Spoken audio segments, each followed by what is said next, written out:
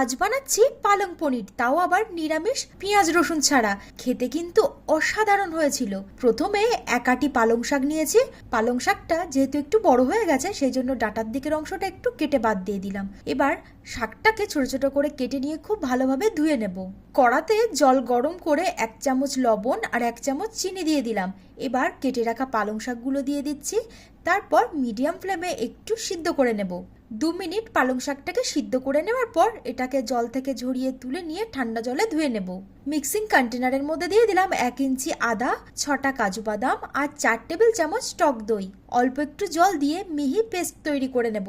একই পাত্রের মধ্যে দিয়ে দিচ্ছি 4টে কাঁচা লঙ্কা, অল্প একটু ধনেপাতা আর সিদ্ধ করে রাখা পালং শাকটা। এবার এটাকে জল ছাড়াই বেটে নেব। নিয়েছি এখানে 350 গ্রাম পনির। পনিরটাকে ছোট ছোট টুকরো করে কেটে নিচ্ছি। পনিরটা আমি বাড়িতেই তৈরি করে নিয়েছি, তোমরা চাইলে বাজার থেকে কিনে আনা পনির দিয়েও এটা তৈরি করতে পারো। কড়াতে সাদা তেল আর বাটার একসঙ্গে গরম করে নিলাম। এবার সামান্য একটু লবণ দিয়ে কেটে রাখা পনিরগুলো দিয়ে দিচ্ছি। তারপর মিডিয়াম ফ্লেমে রেখে পনিরটাকে একটু ভেজে নেব। পনিরটাকে তোমরা কাঁচাও কিন্তু দিতে পারো, তবে ভেজে দিলে টেস্টটা বেশি ভালো আসে।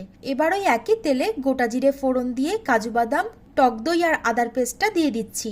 তারপরের মধ্যে আমি দিয়ে দিচ্ছি ভাজা জিরের গুঁড়ো 1.5 চা চামচের মতো, আর সামান্য একটু লঙ্কার গুঁড়ো দিলাম। সামান্য একটু হলুদও দিয়ে দিচ্ছি। এবার মশলাটাকে আরো একটু কষিয়ে নিয়ে বেটে রাখা পালং শাকের পেস্ট দিয়ে দিচ্ছি। তারপর খুব ভালোভাবে এটাকে কষিয়ে নেব লো টু মিডিয়াম ফ্লেমে রেখে। এবার গ্রেভির জন্য এর মধ্যে একটু জল দিয়ে দিলাম। ভালোভাবে নাড়াচাড়া করে মিশিয়ে নিয়ে স্বাদ অনুযায়ী লবণ আর একটু চিনি দিয়ে দিলাম টেস্টটাকে ব্যালেন্স করার জন্য।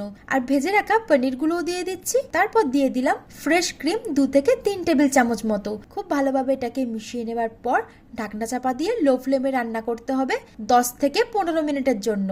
তারপর ঢাকনাটা সরিয়ে আবারও একটু নাড়াচাড়া দিয়ে ফ্লেমটাকে বন্ধ করার পর দিয়ে দিলাম 1 চা চামচ লেবুর রস। এটা দিলে কিন্তু চটপটা একটা ফ্লেভার হবে আর খেতে দুর্দান্ত লাগবে। ব্যাস, আমাদের পালং পনির একদম রেডি। আজকের রেসিপিটা কেমন লাগলো অবশ্যই কিন্তু কমেন্টে জানাতে ভুলবে না। ভালো লাগলে লাইক আর শেয়ার করে দিও।